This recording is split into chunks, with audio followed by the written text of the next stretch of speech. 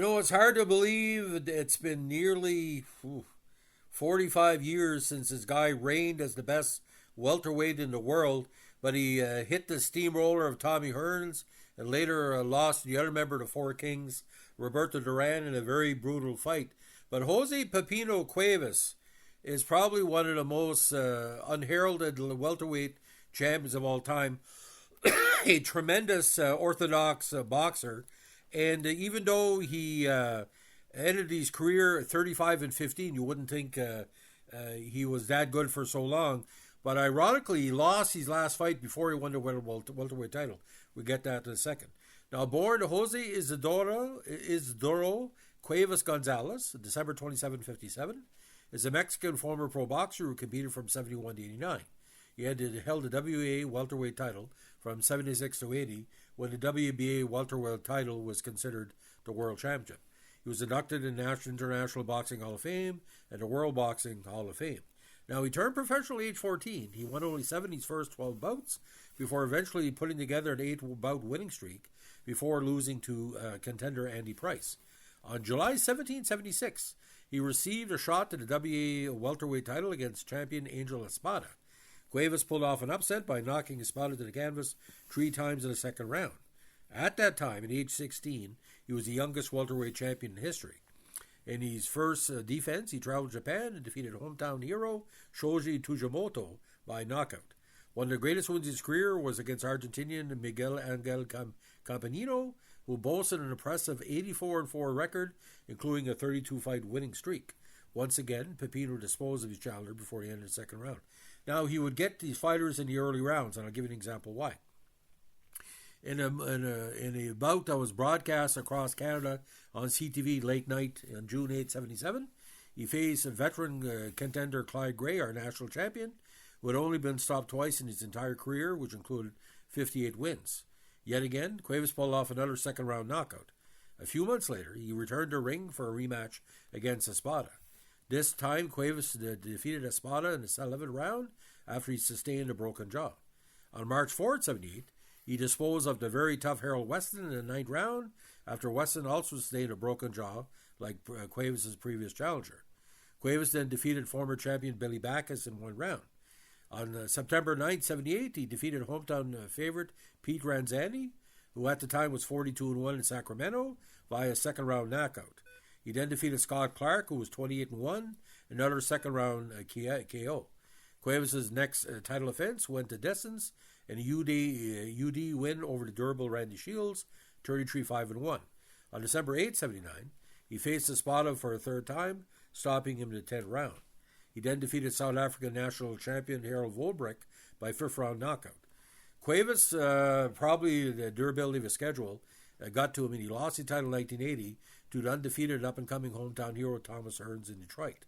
The much taller and lankier Hearns was able to use his reach to his advantage as he kept Cuevas at a distance and knocked him out in the 2nd round. Cuevas' talent began to decline after the loss. He was hoping for a big comeback against Roberto Duran, but Menos Piedra stopped him in the 4th round in the spring of 83.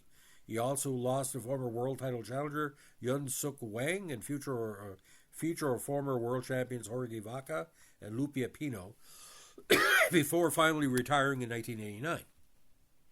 Now, Cuevas fought during a period when an unusual number of accomplished welterweights were active, including, get this, Sugar Ray Leonard, Wilfred Benitez, Carlos Palomino, Tommy Hearns, and Roberto Duran. Although his reign had nearly come to an end as Leonard, Benitez, Hearns, and Duran emerged as welterweight champions. Of course, Leonard bet Benitez, Hearns bet Cuevas, and of course Duran became champion.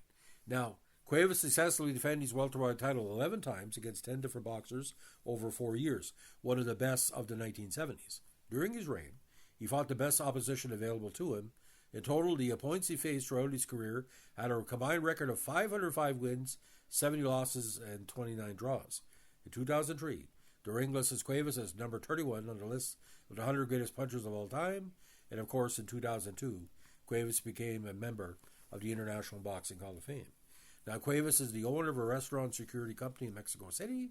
At one point in his career, he was the owner of a famous sports and luxury car collection, and he was one of the first boxers to sport a golden tooth.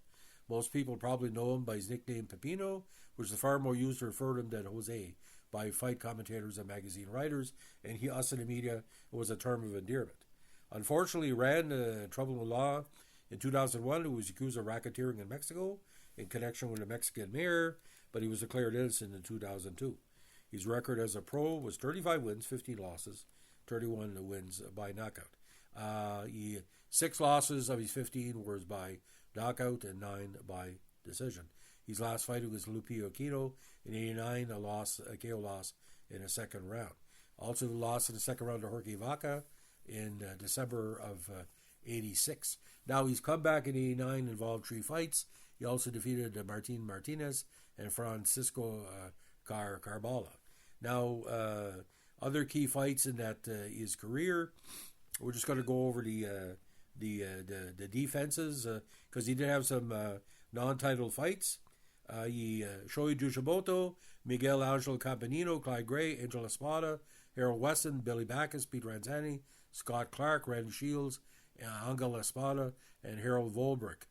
Randy Shields, a tough fight, went 15 rounds, one of the last 15 round fights in life. Now, he was Mexican champion as early as 75, where he defeated Jose Palacios via KO in the 10th round in Arena Mexico in Mexico City. His early losses were to Elimar Delgado, Memo Cruz, Juan Pablo Oropeza, and Mario Roman. And of course, he lost his first fight of his career all the way back in 71 to Alfredo Castro. So when we were growing up, ladies and gentlemen, we were very fortunate to have Pipino as, around every boxing table. He was the type of fighter. We had Danny Little Red Lopez. We had the Brit fighters. We had Hagler, Enterformo, Alan Minter. It was a great area for boxing.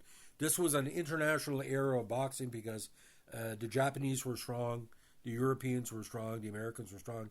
Canada was making a comeback in many divisions with the Furlanos, Hiltons, Gaetan Harts. God bless you, Cleveland Denny, people like that. So, I mean, I remember watching that fight, and my dad was always saying, when a Canadian fights a world champion, and don't go to the fridge, because Pipino was so accurate with his punches. But if you get him in the later rounds, that's what happened to Duran. It was firecracker against firecracker, and Duran literally could have killed him because, Pipino would take a punch and not go down where he was knocked out on his feet. But that fight against Hearns, I really was worried from, because Hearns obviously met the welterweight limit, but I think he was 7 inches taller than Pipino, and that's what he did with Duran. I think Hearns learned a lot by beating Pipino when he finally fought Duran. It's the same style of fighters, because Pipino on the power scale was like an 8 and Duran was a 10. So he's not part of the Four Kings, but he's a first cousin, might say. So that's the story of the great Pipino Cuevas. If you like what we're doing here with our Boxing Tribute podcast, let us know with a like, comment, subscribe, or share.